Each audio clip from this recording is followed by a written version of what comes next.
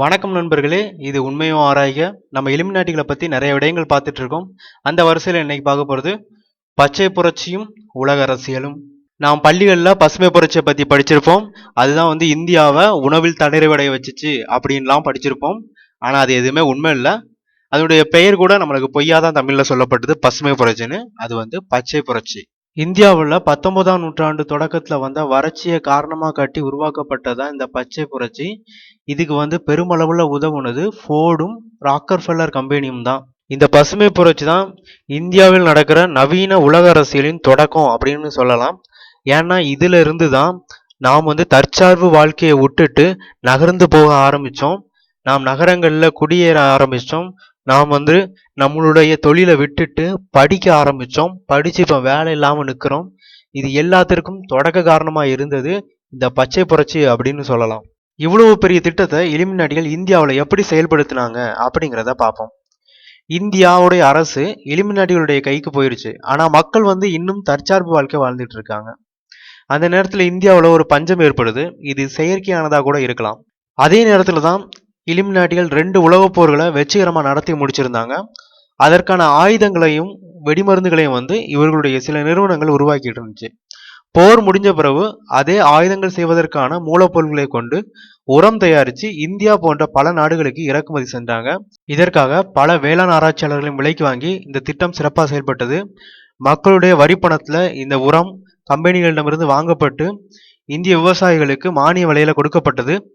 இதுதான் முதல் முறையா விவசாயிகள் விவசாயம் செய்யறதுக்குன்னு ஒரு பொருளை வெளியே இருந்து வாங்குறதா இருக்கும் அப்படின்னு நான் நினைக்கிறேன். இந்த உரத்தை போட்டதுல நாற்றக நெல்கள் வளரல. அதனால என்ன பண்ணாங்கன்னா அதையும் வெளியிருந்து கொண்டு வந்தாங்க. அதையும் விலை கொடுத்து வாங்க வேண்டிய நிலை ஏற்பட்டுச்சு. அதுக்கப்புறம் ஒட்டு ரகம், அதுக்கப்புறம் மரபணு மாற்றப்பட்ட விதைகள் வரைக்கும் வந்துருச்சு.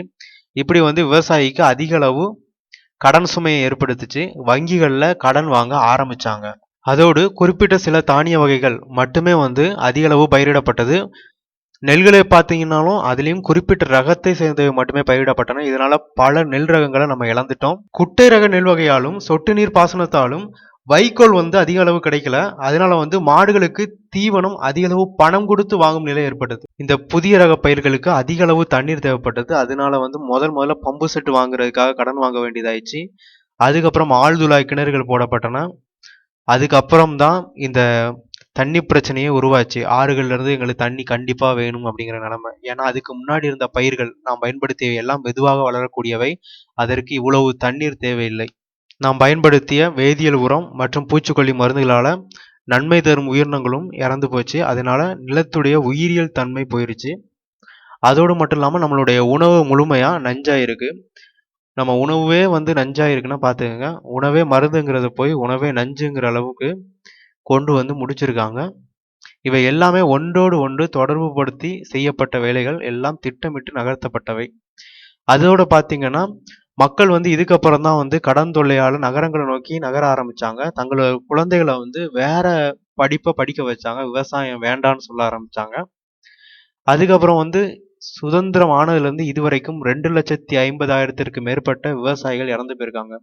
இந்த விவசாயிங்கிறது ஒருத்தரை குறிக்காது. ஒரு விவசாயி இருந்தான்னா குடும்பம் என்னாச்சு பாருங்க. அப்போ 2,50,000 குடும்பங்கள் நடுத்தெருவிற்கு வந்திருக்கின்றன இந்த பசுமை புரட்சினால. பசுமை புரட்சிக்கு முக்கியமா சொல்லப்பட்ட காரணம் என்னன்னா வறட்சினால நிறைய பேர் சாகுறாங்க அப்படிங்கிறது. ஆனா அந்த வறட்சியினால செத்தவங்களுடைய எண்ணிக்கையை விட இப்ப இறந்திருக்க விவசாயிகளுடைய எண்ணிக்கையே அதிகம். அதோடு மட்டும் இல்லாம இப்பவும் அனைவருக்கும் உணவு கிடைச்சிருச்சுன்னா இல்ல. இந்தியாவுல 40% பேர் பசியோடு தான் உறங்க போறாங்க அப்படிங்கிறது ஆய்வினுடைய அறிக்கை. நண்பர்களே, ஏதோ எனக்கு தெரிந்த விடயங்களை சொல்லியிருக்கிறேன். இப்ப வரிசையா பச்சை புரட்சியுடைய விளைவுகள் என்னலாம் அப்படின்னு சொல்லிடுறாங்க. விவசாயிகளை வங்கிகளில் கடனாளியாக்கியது, பாரம்பரிய விவசாய முறையை ஒழித்தது, மண்ணை மலடாக்கியது, உணவை விஷமாக்கியது, 2.5 லட்சம் விவசாய குடும்பங்களை நடுத்தெருவில் நிறுத்தியது, தற்சார்போடு வாழ்ந்த மக்களை 40% பேரை நகர்ப்புறங்களுக்கு நகர்த்தியது, பாரம்பரிய நெல் ரகங்களை ஒழித்தது, மக்களை நோயாளியாக்கியது. இவைதான் பச்சை புரட்சி செய்த சாதனைகள் அப்படின்னு சொல்லலாம். இதுக்கப்புறம் மரபணு மாற்றப்பட்ட காய்கறிகள், பழங்கள் அப்படிலாம் வேற இருக்கு. அது இதை விட கொடூரமானது. அவங்க எதெல்லாம் ஒட்டி இதை உருவாக்கியிருக்காங்கன்னு பார்த்தீங்கன்னாலே மயக்க வரும். அதை பத்தி இன்னொரு காணொலியில பார்க்கலாம். நண்பர்களே, உங்க எல்லாருக்கும் இயற்கை விஞ்ஞானி ஐயா நம்மாழ்வாரை பற்றி தெரியும் நினைக்கிறேன். தெரியாதவங்க தெரிஞ்சுக்கோங்க. இவர்தான் தமிழக மக்களை வந்து இயற்கை விவசாயம் பக்கம் திருப்பியவர். அதோடு நமது வேப்ப மரத்துக்கான கார்ப்பரேட்டை திருப்பி வந்து நம்ம நாட்டுக்கு வாங்கி கொடுத்தவர். இன்னும் பல விஷயம் செஞ்சிருக்காரு. இவரை பத்தி இன்னும் நிறைய தெரிஞ்சுக்கோங்க. யூடியூப்ல நம்மாழ்வார் அப்படின்னு தேடுங்க. இவர் இயற்கை விவசாயத்தை பத்தி எவ்வளவோ சொல்லியிருக்கிறாரு, எவ்வளவோ செஞ்சிட்டு இருக்காரு. இப்போது அவர் வந்து இந்த மண்ணிலேயே விதைக்கப்பட்டாரு.